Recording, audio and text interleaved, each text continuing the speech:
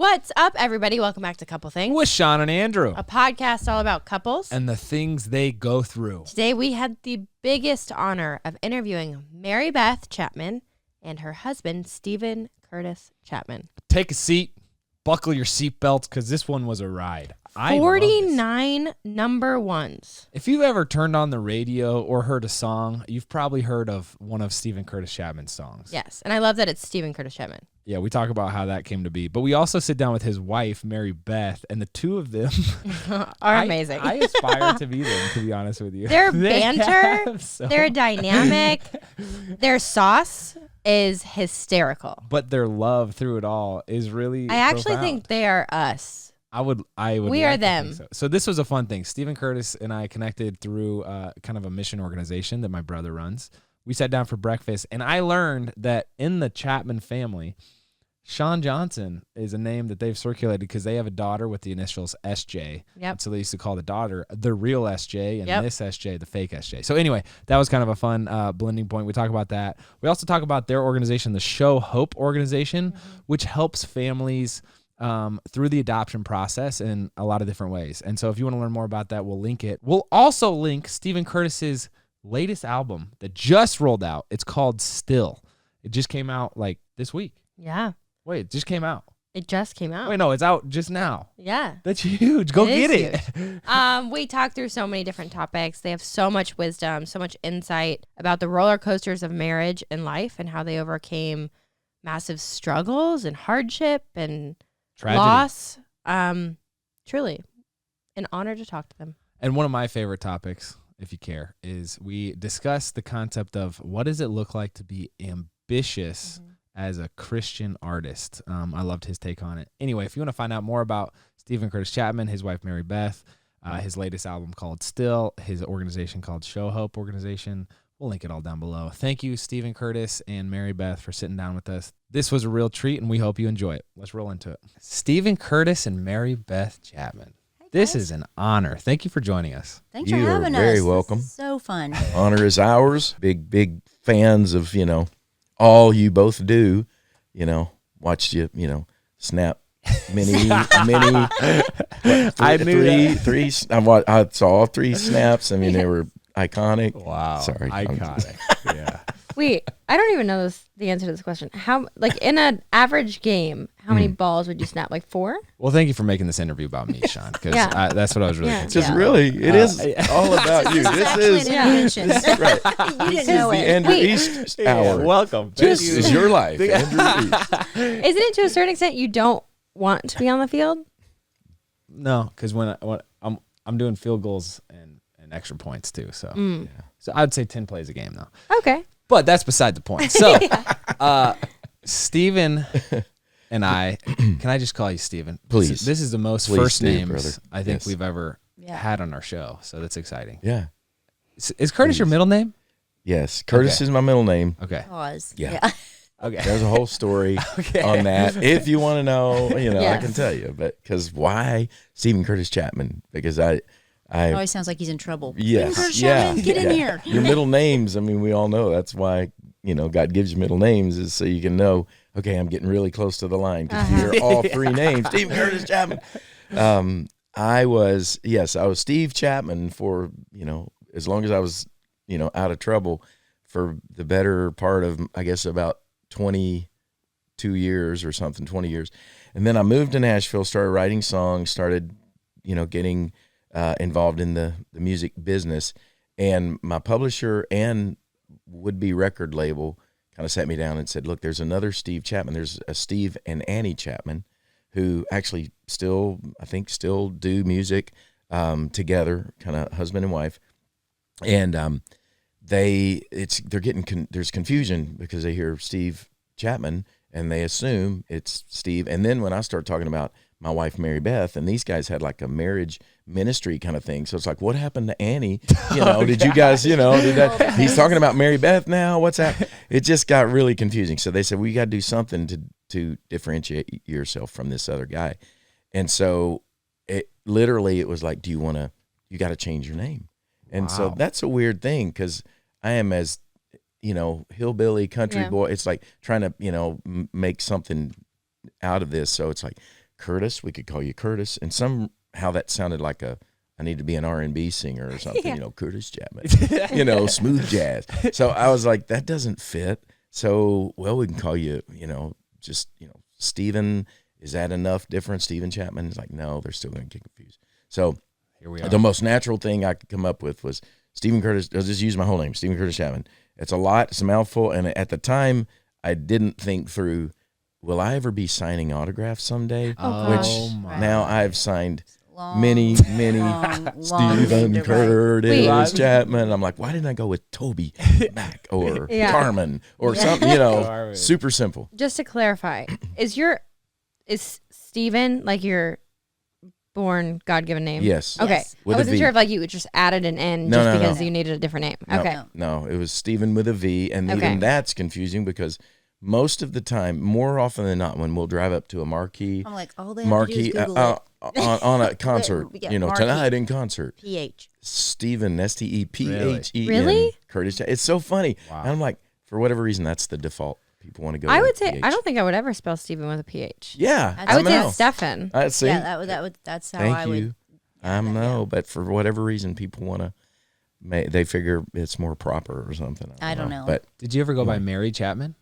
I know it by Beth. So Really? my family still call me Beth. Okay. Bethy. Yeah. So speaking of names, one of the things that Steven and I talked about at breakfast was SJ.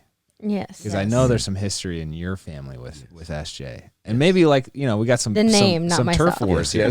Yeah. No, it is about you. Well, it is. So really, it is. Today, it's going to be all about you. Now we're shifting to Shawn. Yeah.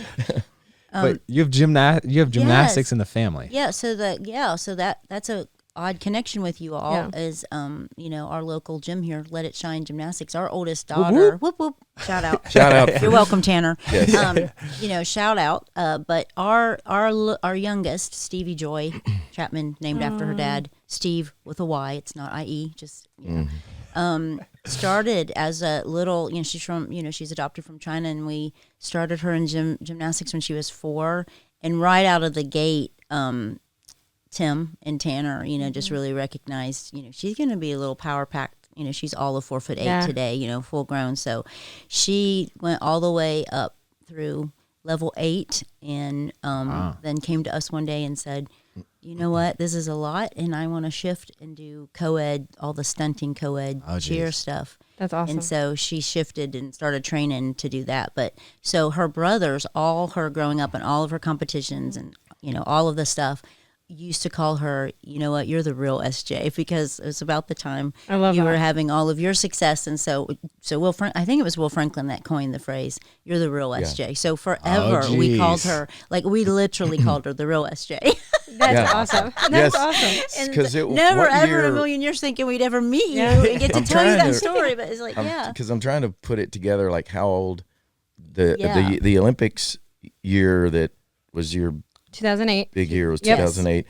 And so that was was when she was right in the heart of her gymnastics, She would have been, 5, 6. So she, just watch, just all the little girls that just watch and say, I want to do that someday. Yes. And that you've inspired. And she was one of them. And so then to get to call her the real, our brother's going, yeah, you're the real SJ. We'd go to these little competitions and, Will would be like, get out there, you're the real SJ. Show them who's the real SJ. Yeah. That's awesome. I love that. Yeah. I will say something that I just heard too, the Stevie Joy.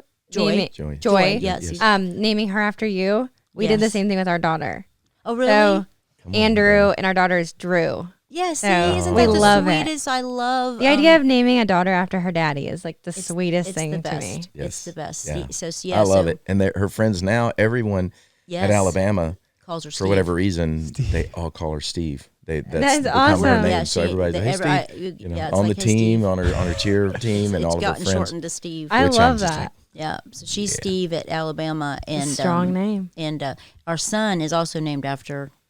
We named Caleb Stevenson for Stevens son. Wow. Oh, that's awesome. He's our first son, but Nice. he didn't quite understand it all. And so when he was growing up, he loved the name. He loved the name Elvis. He used to talk all the time about. He had an African gray parrot Well, he named actually Elvis for a while. Yeah. had an African gray parrot named Elvis eventually, Wow. but he always Big talked about mistake. naming one of his Big parent sons mistake. Elvis. Never do that. But Yeah, he said, "I'm gonna name my first son. I'm gonna name him Elvis Calebson."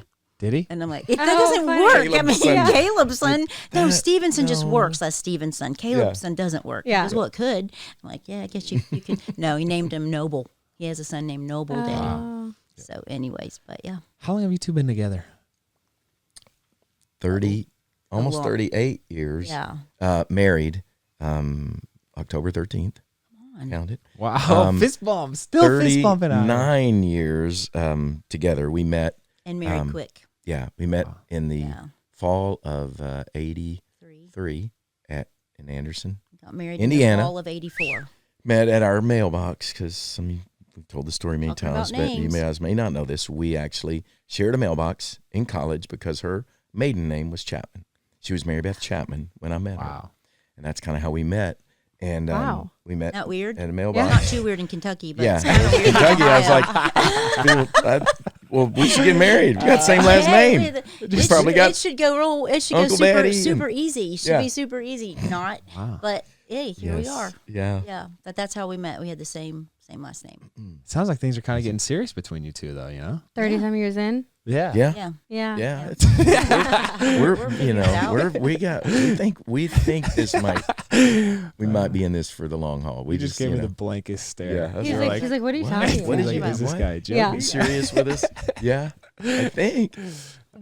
In your guys' relationship, music, you've been doing for 35 years. So did that start around the same time that you guys were together? Yeah, I grew up playing music, a real musical world. Mm-hmm. The reason why I didn't know what freaking March Madness was Still the first not acceptable. year. No, It's totally not. unacceptable. Look, I'll get my man card out now. We can just tear it up into little pieces. I didn't know March Madness. I didn't know much about sports. I am very sorry to both of you, but I would have been huge fans of both of you had I watched sports because you're just both awesome. I'd have been your favorite people. long I would have been your snapper. favorite. Yeah, you would have been my favorite. I would have had your card, football card. Did they make football cards? I had baseball cards. Okay, see, I didn't even know that. I would have had your jersey with East on the back and say, yeah, that's my man.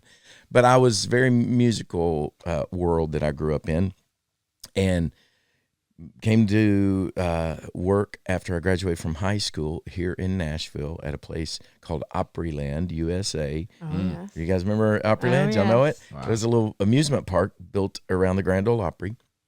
And that was, so I wanted to do music. That was kind of my dream because I'd played music all growing up, sang in church with my family. My dad's a great musician. My brother was the real singer, actually, growing up. I was kind of his backup guy, guitar player, and sang kind of duet sort of with him.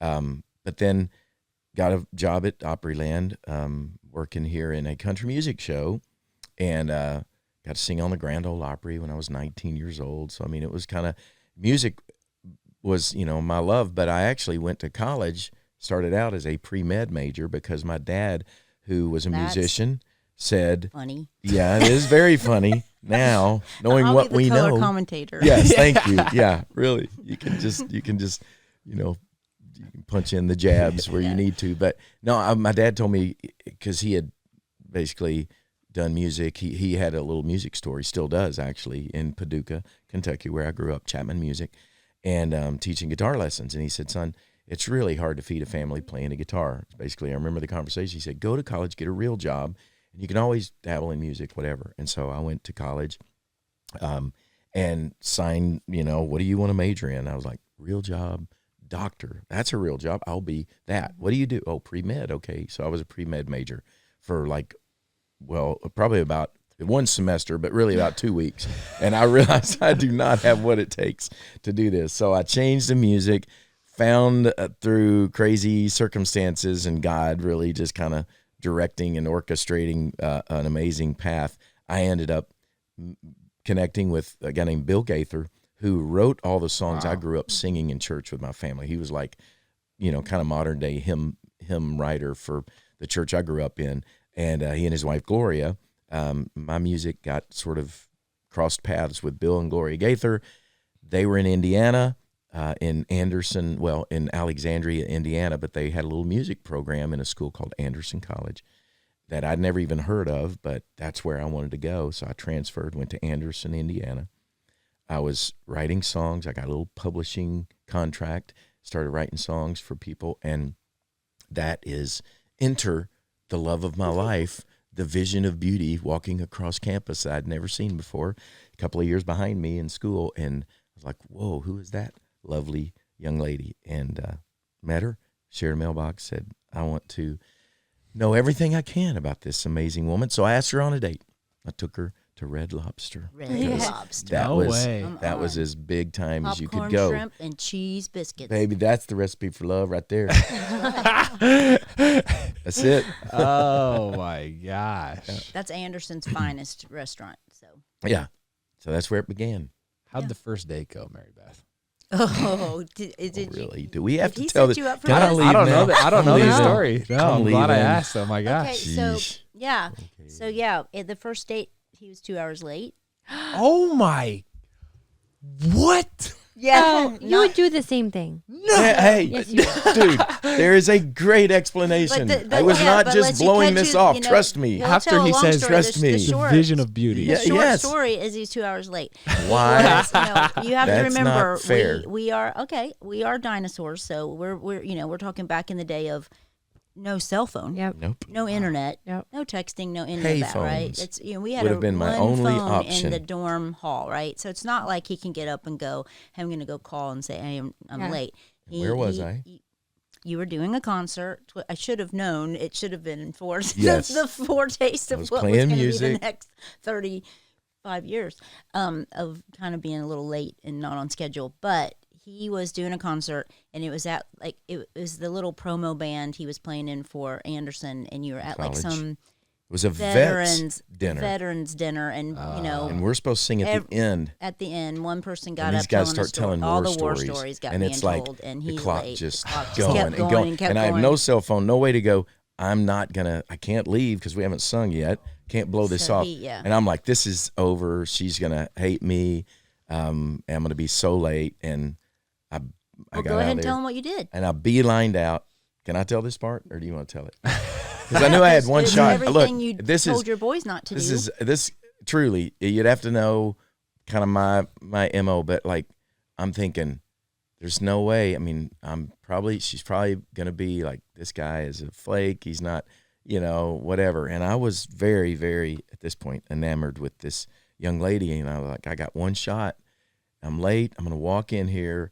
I'm gonna try to explain, what happened, but I'm gonna just plant the best kiss I've got on this girl See, right out of the you gate. Don't teach your boys. I to walked kiss in the somebody door. on the first date. It's There like she was. personal Now respect. we had to be really fair, at least in my defense. Yeah, I'm making you sound worse than it was. wasn't like, hey, my name's Steve. Can I take you on a date? We had spent a lot of time together. We had gone to walk into class. I mean, trust me, I was everywhere I could be to kind of intersect with her and Your kids see call that her. stalking. But it was pursuing. I was pursuing her is what it was. Yeah. And so we had spent time together. This was just our first official date. So I show up 2 hours late, and I'm like, dang it, I'm going for it. It's either going to be the end, but if go big or go home. And I'm like, this is my chance. So I did. I just I kissed her right out of the Okay, do you gate. want me I'm to tell like, the I'm next so part? sorry. You hung out for 2 hours though.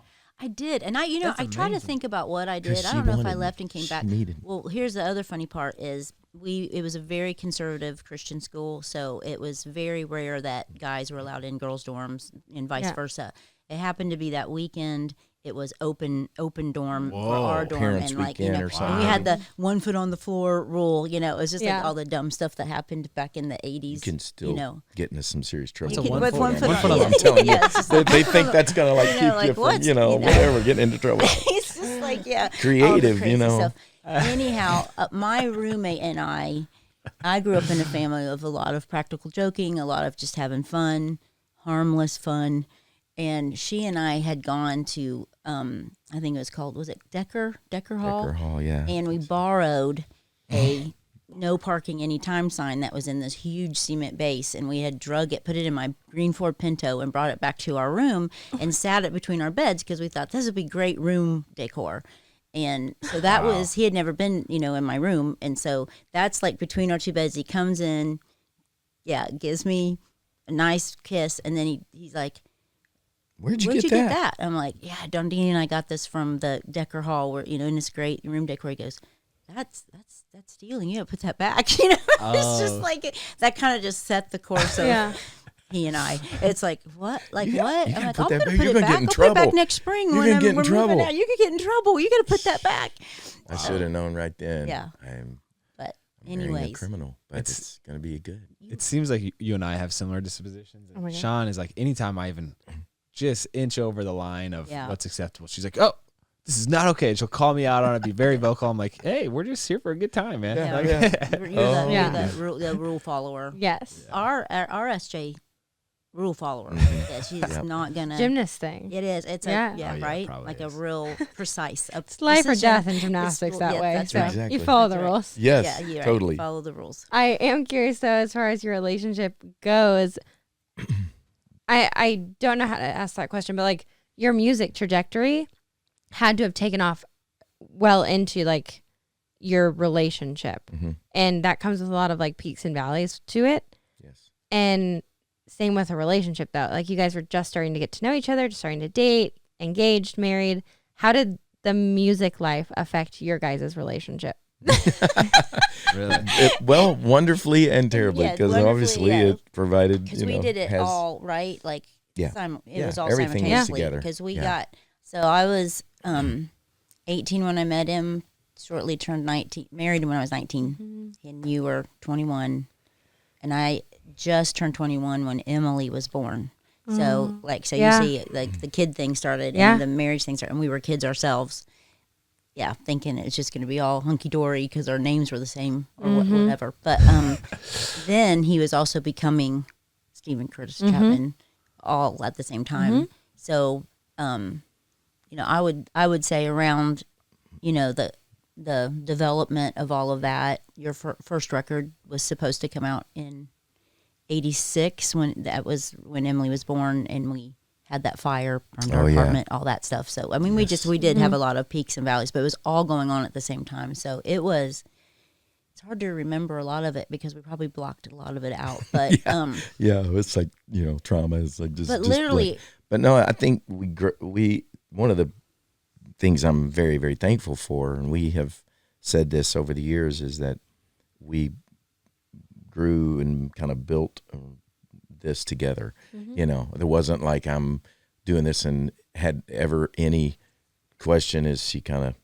digging me because I'm like got something going on here. I had nothing going on. I was a student and I was writing songs. I think maybe when we met I had a song recorded, I think the Imperials, maybe my first cut or something had happened, and I bought her engagement ring with the royalty check from a Sandy Patty cut. Still the same one. Yes, there it is. That's amazing. $800 of it, I think, and spent my whole royalty check. So, I mean, and that was just the beginning. But as far as doing music myself, so when we first met, it was really I was trying to pursue being a songwriter for other people.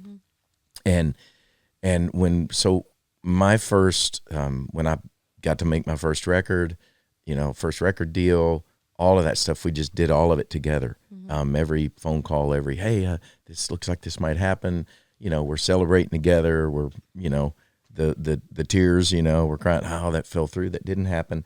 So I think one of my most vivid memories was when I had my first record, and we were very, I was very, my expectations were very low out of the gate. Like I really believe I can provide for my family. I can put food on the table doing this, but it's not going to be a big deal. It's not going to, I'm not a, there were just humble expectations, even from the record label, even the people that were working with me. It wasn't like, man, you're going to be the next big thing. It was just kind of, hey, there's something special when you sing your songs, not going to set the woods on fire, whatever, but I think you can do this and have some success enough to, provide for your family and be your job. And so she would sit on the edge of our bed in our little tiny house, in our first house in Laverne, Tennessee. And we bought that house for $46,000 or something like that. And she would literally call from our bedroom. I remember seeing her sitting. She'd get all of her papers out, and because she was very much from day one, the administrative one, the one that's like has all that going on. I'm the creative guy over here, kind of floating around in Never Never Land. And she would call and say, "Hi, this is Mary Beth calling from the office of Steven Curtis Chapman. Wow. Would you like to book him for a concert?" She'd call churches to try to get me concerts, and that was her office. Was our bedroom. Yep. And not even a desk. It was like sitting on the bed with all of the papers spread out. And so that's where it kind of began for the two of us. And wow. So it's all of it all at one time, which, yeah. And then fast forward to the great yeah. adventure, which would be arguably for a lot of people who followed my music, a real, kind of a launching pad of my career in a bigger way. I mean, my first record did good enough that they let me make a second record. And, and Mary Beth in the meantime was, this is one of my favorite stories. When my first record, we went to Sparrow. We went to Chatsworth, California, to Los Angeles, and never been to California. We were like two kids, I'm a hillbilly, got the mullet going, and everything. And she's a Midwest girl, just kind of wherever this is going, let's see where it goes. And we end up in California for me to do my first flight. I think it was. I think it was my first flight. Yeah. And we went to California the first time and to do my first photo shoot for my album cover. Yeah. And like photo shoot, wow, this is so cool, And she had a plan. She's like, well, you're going to start touring. We're going to need a vehicle to tour in. We're going to need a tour bus. Because at that time we had, her, as she mentioned, green Ford Pinto, which was not a very good touring vehicle. Well, and you had your van that we paneled. Yes, I had a van. And she said, I'm going to go, and I have watched, laid plans. Oh, this was a true story. I have watched Price is Right since I was a little girl. Stop. I can win the camper showcase showdown, and I bet they're going to have an RV in there, and if I can win us a camper, an RV, that can be our first tour bus. So she went and stood in line to try to get on Price is Right while I went and did my first photo shoot. It didn't work. It didn't work. We didn't get the camper, but I believed in you, babe. That is you tried. amazing. You went for it. Yeah. So, isn't that crazy? Who's That is more crazy. ambitious out of the two of you? Because it sounds like you're the one that kind of puts the pieces in. I think we're both pretty ambitious and probably in real different, unique skill sets. So that can, because there's ambition on both personalities, that's what can create, I think, some of the holy headlock instead of holy wedlock stuff that, the dynamic. But yeah. You're saying you guys like have argued over the past? Oh, yeah. 5-6 times at least. Maybe 7. Maybe 7. 1,000. No. Yeah. Million. Yeah. Pretty much out of the gate, it was, wow. It's going to be a lot harder than I thought. This is going to be a long life. Oh my! It's going to be awesome. I can't tell if you're kidding or not. No, the good news. Sometimes. No. We have had. It's been. It's been a lot, and there's been times of deep angst, and I can't do this anymore. The long nights and we had. By the time I was 26, all 3 of the natural children, we call our children natural and supernatural because we have some through adoption, so that's supernatural and then natural. But our biological children, Emily, Caleb, and Will, were all here by the time I was 25, maybe 26. He's singing "I Will Be Here," but he's never home. You're there, but you're not here. You're not really here, but all of the kind of success, all eyes, all the accolades and stuff, and that's really hard when you're a young mom and young husband and trying to,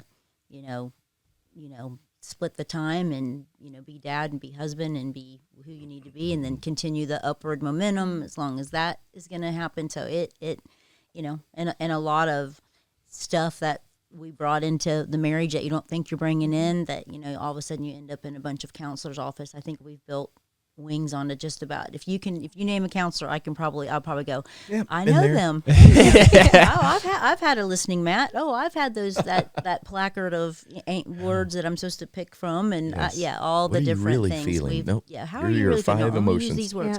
All of the things, to try to help keep us together and keep us sane. And I brought a lot of emotional stuff into the marriage, and found early on that I was probably suffering with some clinical depression, and then that was a whole new thing I'm dealing with. And so you were and have been very long suffering on that journey. So it's been a lot of mountaintops and a lot of deep valleys, but kind of done it all together. I feel like we kind of grew up together. All right, let's take a minute to thank our sponsors this week. Babe, I think we can officially tell people that we bought a new house. The secret is out. Everyone's noticing, and let's be honest, most people already knew. I didn't want to share this news for a lot of different reasons we'll share later, but you're right. It's probably obvious enough. We are getting settled in, and have to thank one of our brands that's helped us get the house feeling like home, and that's Boll & Branch. Every single room that we had at our old house, now that we have at the content house, and now every single room in the new house, we have furnished with Boll & Branch. You guys have heard me talk about them a ton on Instagram. It's honestly in every room of our house. Boll & Branch sheets use only the best 100% organic cotton threads on earth for a superior softness that only gets more luxurious with every wash. And they look really good. They do.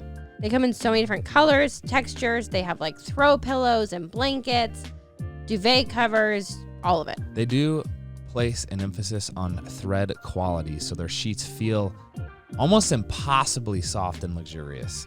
Feels like I'm staying in a 5-star hotel when we get in bed at night, and I'm there with like a supermodel. Okay. Yeah, baby. Okay. I agree with that. And they're the first 100% organic fair trade certified bedding company ever. Try the sheets that will make you fall in love with the coziest season of the year. Get 15% off your first set of sheets and free shipping when you use promo code EastFam at bollandbranch.com. That's Boll & Branch, BOLLANDBRANCH.com. Promo code EastFam. We'll also link it down below. Let's get back to it. Without getting like too sappy from my side, Yeah. I feel like to a certain extent, I don't mean this by like age, but truly just by everything that you just said, you're literally the reason why we started the show. Aww. Because we got so tired as like a young marriage, seeing all of these stories in Hollywood of, oh, it's just not the right thing. Yeah. You see people in their 60s getting divorced who have been together for years. And I feel like with everything that you guys have gone through, with starting to date when you're in college and going through the roller coaster of massive success and kids and adoption and all of these things, you guys have figured out a way to fight through it. And we Right. learned very early on that marriage is very hard. Very hard. It's very hard. And you too could just as easily say, might be better for the kids, might Yeah. be, all the different things that people use as their reasonings and stuff. And again, I'm not here to judge on anybody's story, but you can also dig your heels in and go, and we're gonna do it. Yeah. We're gonna prove everybody wrong and continue to choose. And I mean, there's been days, that we've just went, this is really, but I think for all the times that we've been in counselor's office, principal's office, the pastor's office, everybody's office, we've been in all the offices. It's not been for the faint of heart. I mean, whoever's listening to this that have helped us, thank you. But you know who you are, and there's plenty of them in this town and out of town. We've gone out of town. Oh, yeah. We've left town and gone and got help. We've been a lot of They've run places. us out of But I think I've heard you recently saying that it really all comes down to making a decision, choosing it, and staying in it, and then the scripture that says love bears all things. And I've heard you say that a lot recently, where it's just like, okay, I love you. I don't really like you right now, but okay, I'm gonna bear with you in this. And you've certainly done that over and over. And both. I've of tried us, to drive and home to Ohio a ton, but yes. just You tried to haven't walk gotten one there. time. I tried to walk one I remember time right at early the in very our beginning. marriage. You got out of the car and said, "I'm just walking back to Ohio." we were in Nashville. I was like, "Sweetheart, just get back in the car and we'll figure this out. Nope, I'm walking to Ohio. Yeah, it sounds familiar. We were on our way to Indiana once, and I was like, "Let me out of the car. I'm going home." Yes. I'm going home. Yeah. Hey. Yeah. But I don't truly, think I like, was as welcoming as Steven. yeah. Like, I will Okay. say though, like, thank you, because we, again, I get so tired of like the false optimism of people being like, oh, it's, if you argue, something's wrong, and if it's easy, or it should be easy if it's right, and like all of these things. And to have people paint the picture of like reality of like, it's not all sunshine and rainbows, but it's worth it, is truly why we started this show. Like, we love those stories because marriage is awesome and hard, and it's just reassuring to know that that's what it's supposed to be like. Right. Yes. I mean, I just think if I know me, I mean, I watch my 4-year-old. We have 2 4-year-old granddaughters, and then 2 7-year-old granddaughters. No, 1 grandson, granddaughter, and then 8 and 10. And out of the gate, it's a pretty obvious. You have 2 small children. They're sinners. I mean, we watch it. We watch these 2 little girls. It's like, wow. Yes. I mean, sin nature is in full force, and clearly in me as a 50-something. How are you not going to argue? Like, I just think that's a false sense of, it all has to go well, or something might be really wrong. I'm like, oh, I think that's probably something really wrong if it's all going really well. I don't know. Yeah. Just because it is worth fighting for, and I'm the chief of sinners, as are you, but I won't put words in your mouth, but you are. And I agree. I concur. I concede. So. Well, I think that is, it really is. And the thing I try to tell a lot of times, I've found myself over the years, band members or guys I'm working in the studio, even recently, a guy who's, marriage is really struggling and very tempted to, just kind of chuck it and just, say, man, it's just, marriage is not right. We're not compatible. We don't have the same, Enneagram numbers or, whatever, that match up and all those things and I've just, so many times I've said, man, again, Mary Beth and I are the first to say, I know there are circumstances and situations and things that we would never want to sit in judgment or, say, well, this, you just do what we did. But I do think, I just try to say so many times, it is worth it. It is really worth it. There are places that you only get to enjoy, it's kind of climbing the mountain and the view. And there are so many times when you're like, man, this is too hard, and I don't even know if it's worth it to try to get any higher up this mountain, cause it's just so hard. I'm packing it in, I'm heading back.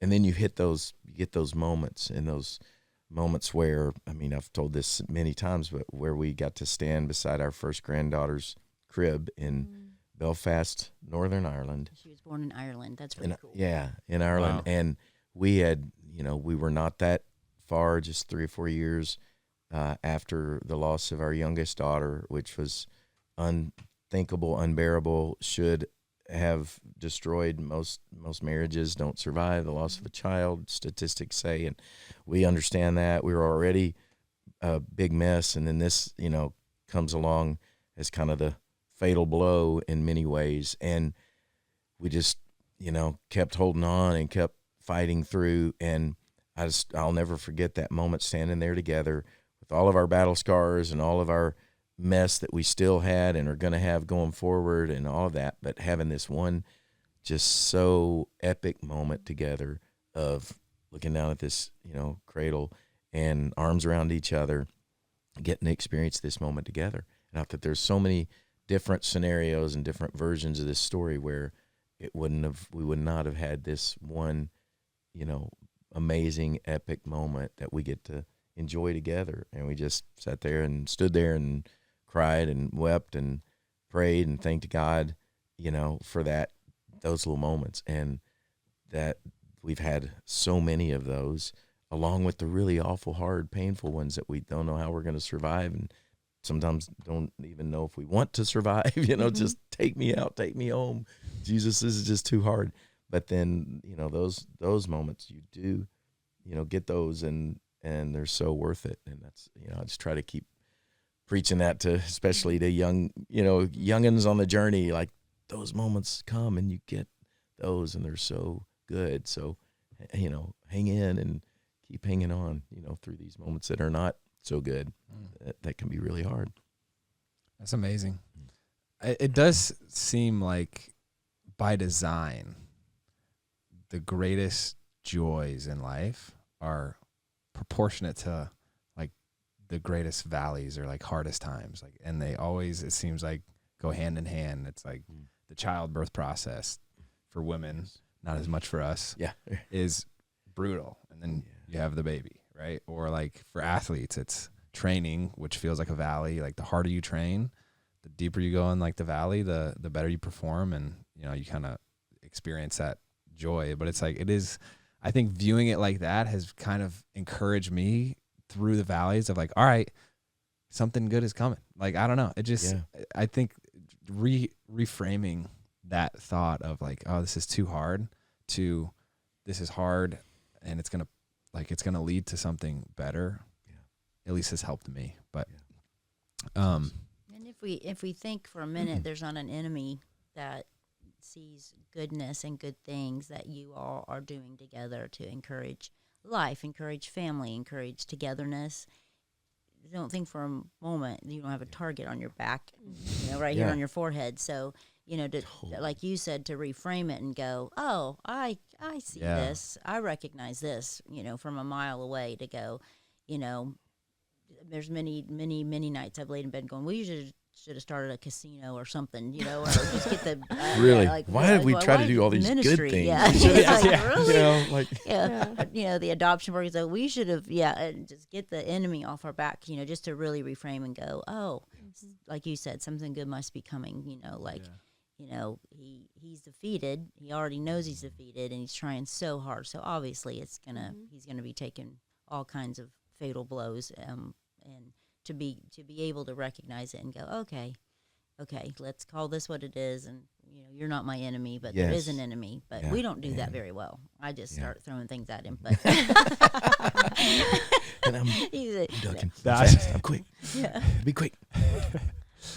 I would be, while we're on the subject, would love to hear about Show Hope, and you've kind of alluded to it, but talk about what that's meant to you two, to your family, to healing, not just your family, but so many others, and the joy that's been brought with that. Yeah.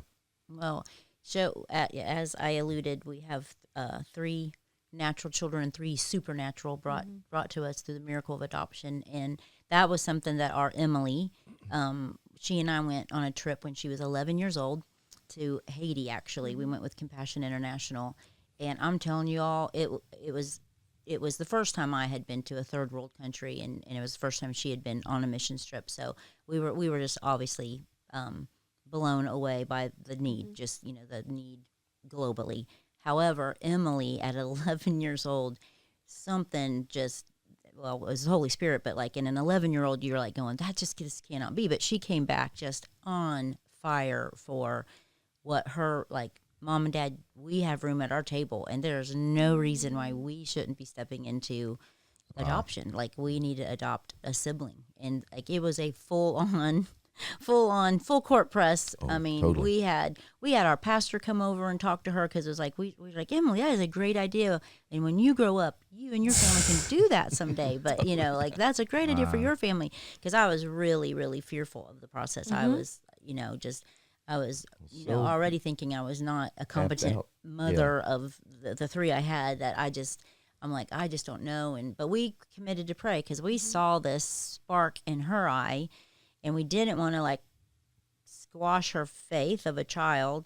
But at the same time, she's 11 years old, it's just like, and she's writing letters. You might be living in disobedience to God's will for your life. Wow. Like, literally, we have those letters. She's our theologian. So go figure that God was working in her heart at 11.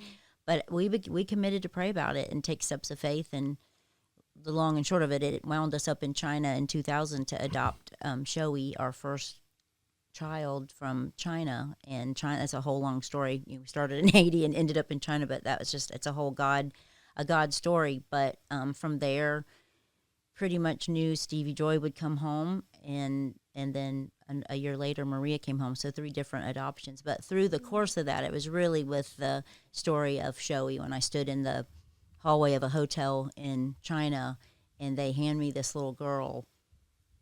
Y'all, it was me really understanding my deep adoption in Jesus Christ, and the way in which he's adopted us into his kingdom. And they handed her to me, and we have her little sweater and all of her stuff framed, because it's just, all the little mismatched knitted arm, just these little rags that she was in, and she was ours. In a moment, everything changed. And so I was like seeing this happen, here's a child who now is ours, and everything that's ours is hers, and she's inherited into this family, and she's got 2 little pesky brothers and a sister, and we're all there. And it happened, and an hour later she's got Gap pajamas on, and we're in the restaurant, and she's eating French fries, and I'm going, what has happened? But the whole time, wow, it was me also realizing my own adoption story. And so I think by the time we got home, I was pretty revved up to go, you have a platform. And, that was back in, 2000. And it was like, I know my family. I know your family. I know there's going to be people who watch our story and we're going to be able to say, we looked in the eyes. We got to visit the orphanages. And this is just China. Think about globally, and think about in our own backyard, domestic, like my mind was just going, there's children.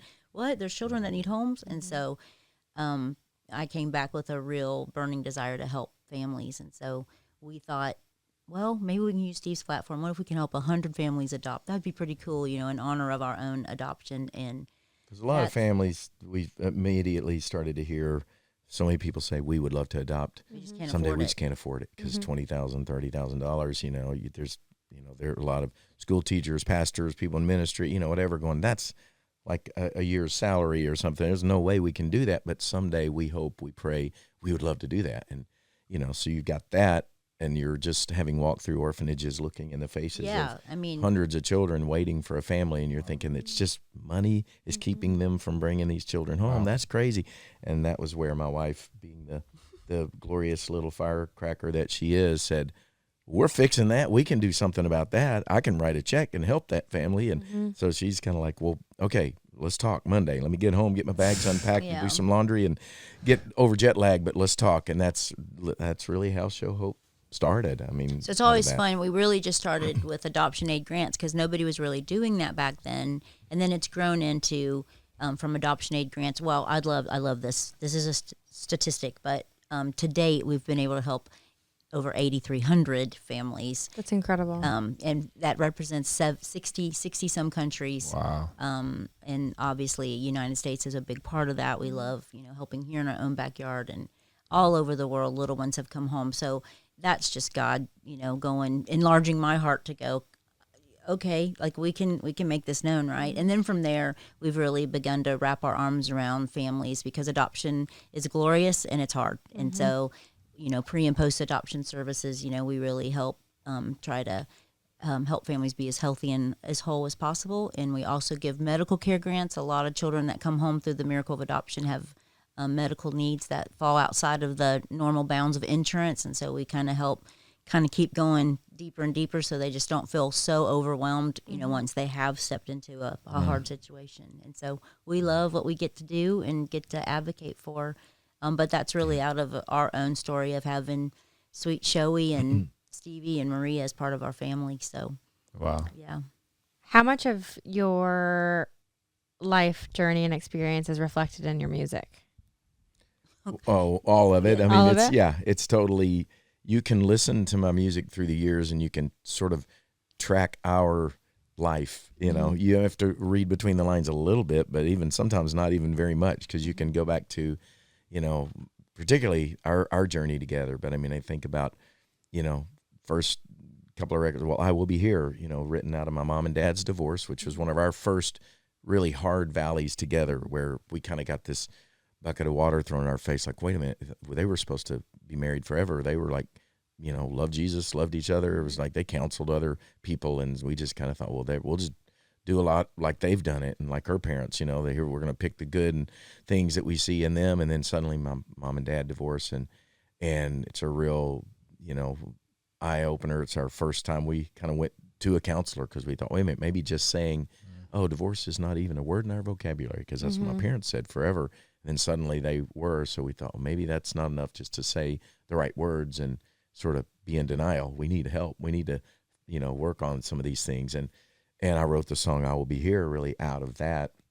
And you hear me in there when you feel like when you feel like being quiet, when you need to speak your mind, I'm going to try to listen, because right out of the gate it was like, the first, the anybody whole that knows me knows that line is like, yeah, they know. so, Sometimes like, it's going to be oh, really quiet when you want to talk, because you can't let the sun go down on your anger. That's what the Bible says. We have to do what the Bible says. and That was me, foolish me, and she would fall asleep. And so there would be a hole in the drywall on my side of the bed the next morning, where I put my fist through the hole because I was so frustrated that I have to fix this. We have to fix it right now. Bad idea.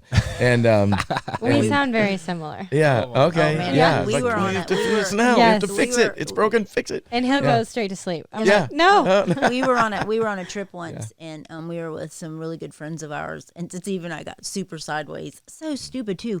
Here's the crazy thing: you get mad at each other, and then you go, "What were we mad about?" Crazy. Like, Yeah. that was going to end our marriage, and Yeah. we can't even remember what we Yeah. were mad Yeah. about. That's But no anyways, kidding. we got so sideways, and our friends knew it. They know us better than anybody. And so the next morning, they were like, "Hey, is everything good?" And I go, "Yeah, I took a 5 milligram Ambien, and then in the middle of his best point, it was morning."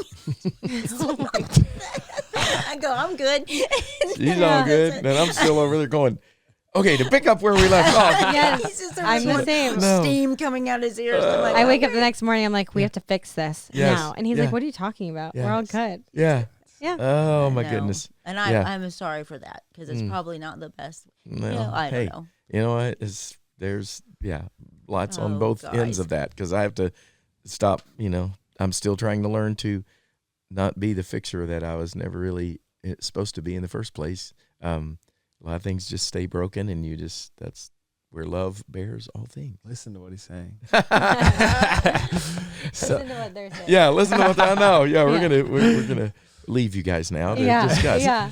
But the music. I mean, I use that one point, but I mean, you go through and you hear it in so many of the songs, especially our song specifically about you. But I mean, Cinderella is a song a lot of people know, and written, for our two little girls, youngest daughters, when one of those nights I'm tired and worn out, and they want to dance and want to go to the, and I'm like, it's not tonight. We're getting your pajamas and you're going to bed, because I still got work to do, and it's late, and you need to go to sleep, and I'm irritated and tired and grumpy, and put them in their pajamas, and then I sit down and go, well, crap, I just missed a moment. I had a moment cry there. right now. I need to write and so I wrote the song Cinderella that night, just to say, all right, don't miss the moments. So absolutely, our life is very reflected, woven in I it. think, in my music over the years. All right, true story. So Shawn and I went to Mexico this weekend for a mission trip. We're on our way back. We're in the San Diego airport. Yep. And I pull out my travel pack athletic greens Yes. and my other powders that Yes. I have there. And the guy next to me punches my arm. He's like, Yep. dude, I brought my athletic greens as well. Didn't know this guy. And then he goes on to say how it's like changed his life. Literally. How it's the only supplement he takes anymore. How he used to take all of these supplements and he got rid of them. It was truly like it was just like a pinchy moment. It It was was like, like- yeah, we've been trying to tell you guys. I was interacting with this guy, and I was like, I'm going to be talking about this, and our next time we talk about athletic greens. Yes, So, if you guys don't know about athletic greens, AG1, with 1 scoop of the greens powder, you get 75 high quality vitamins, minerals, whole food source superfoods, probiotics, and adaptogens for the day. it truly has become a part of my morning routine. I almost can't go day without it. It's like something about the taste, the way it makes you feel. Yeah.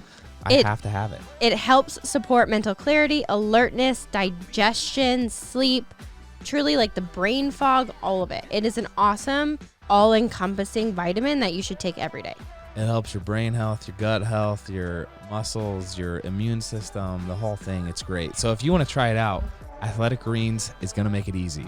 They're going to give you a free 1-year supply of immune-supporting vitamin D and 5 free travel packs with your first purchase. All you have to do is visit athleticgreens.com/EastFam. Again, that's athleticgreens.com/EastFam to take ownership over your health and pick up the ultimate daily nutritional insurance. Thank you, random guy in the airport, for that story. Your newest album, Yes. Still. Yes. What big, impactful, or milestone or phase of life is reflected there? Well, I mean, we're still here. Yes, the very word Hey, we're "still" alive. for me We're is still kind here. of like so important. That word, I think, maybe because of the point in life that we are at. I'm getting ready to turn 60. She several years behind me. I'll say, did I do good?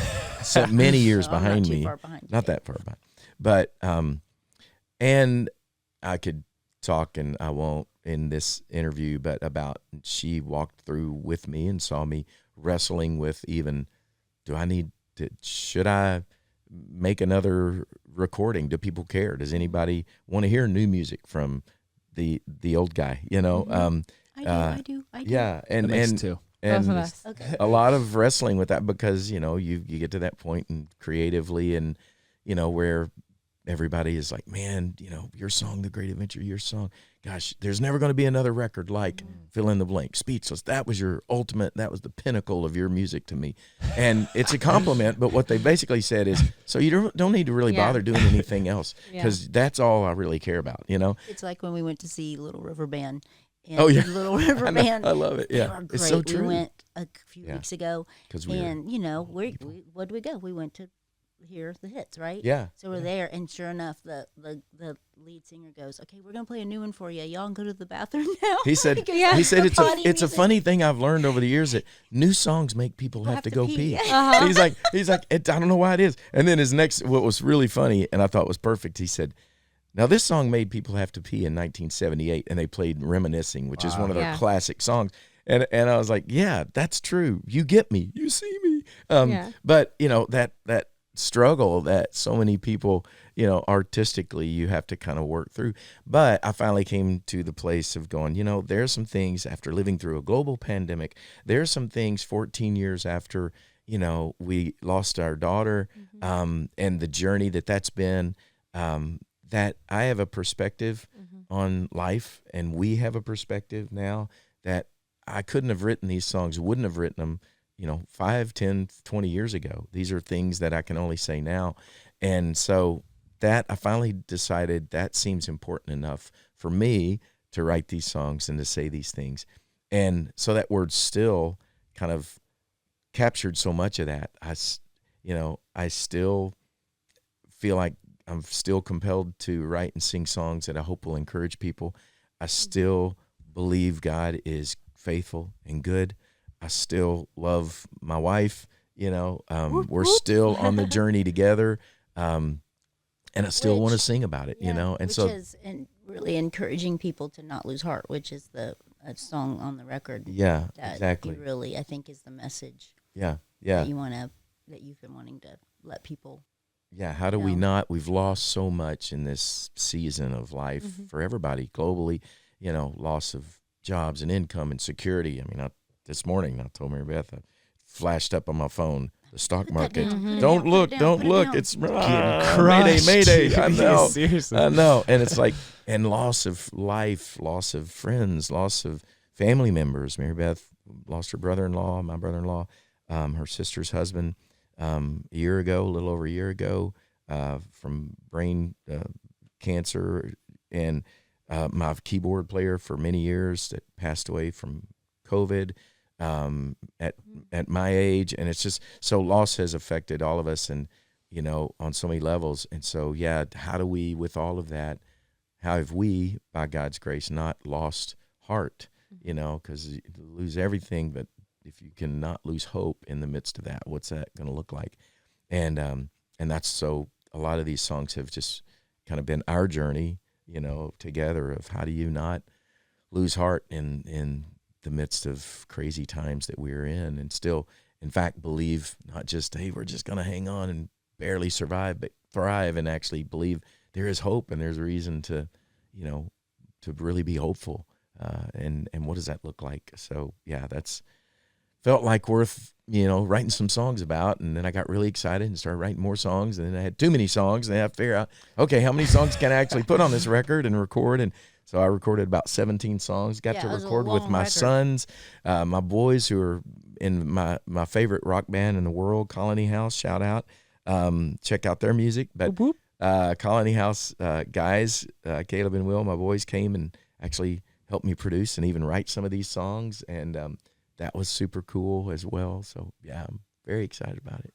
We are too. It is amazing. I think your ability to speak about where you are in life so honestly and capture it in such a beautiful way, it's like truly a God-given gift where it's like, man, it's like listening to your songs about Cinderella has made me a better dad. It's like there's something just amazing about that process. Yeah. And so I'm excited about this album where it's like there's going to be so much wisdom, you know, in it.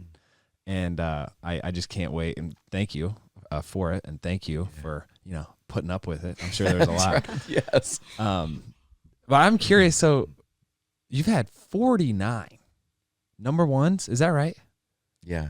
Well, let's make it 56 66 after the 17. After this. Okay. All right. Yeah. They'll all go number. Oh, did you hear that, Alex? All 17 of them. Yeah. He's really sweating. He was like, if we can get to 50, they're going to be really happy. So 50, what? Wouldn't that be fun? Oh, man. But it is like, so it's interesting to look at ambition through a Christian lens. I'm curious your take on that, because like, it is fine line sometimes where it's absolutely it's a big old fine line. Wow. Yeah.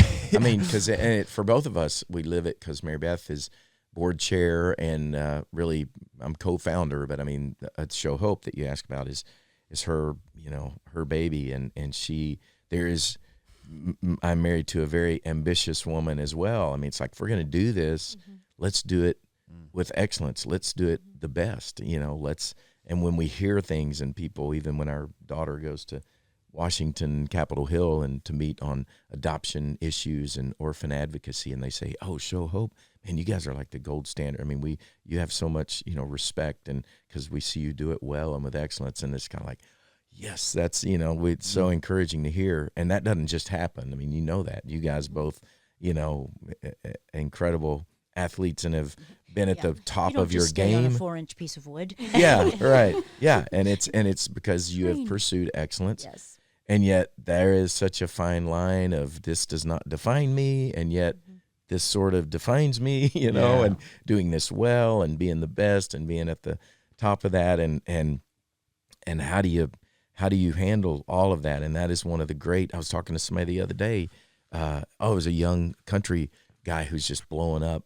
You know, his music's just crushing, and he's just like, how do you keep from, you know, this defining you and taking the glory for yourself when you know all this is a gift from God, and yet people are, you know, wanting to grab your shoes and touch you, and you touch their hand, and it's kind of like, I'm going, man, they did this to Jesus, and this is really weird. Yeah. And we were talking about that very same thing, and I remember my pastor, dear friend, and he's walked through life with us and baptized our babies and buried one of them with us, and Scotty Smith.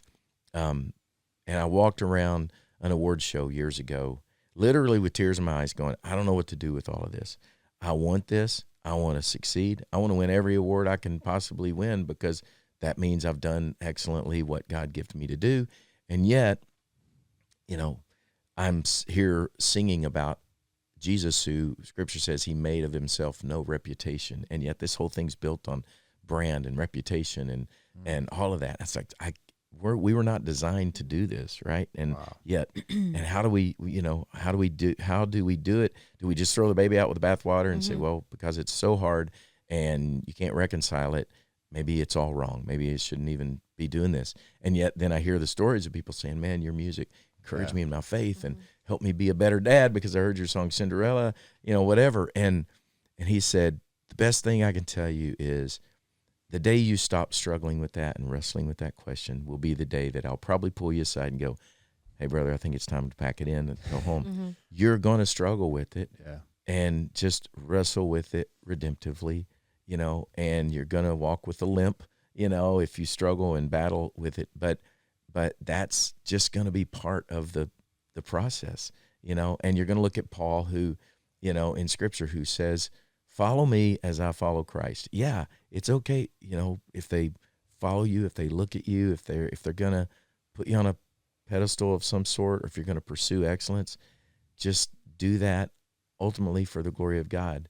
And you're not always going to do it right, and you're not always going to do it. So be quick to repent, be quick to stay humble. And that's where God, gave me the most amazing, partner for this journey, the best humbler in all the world. Because how many times would I come home? No, it was, but God knows I needed it. Dream crusher. A dream crusher.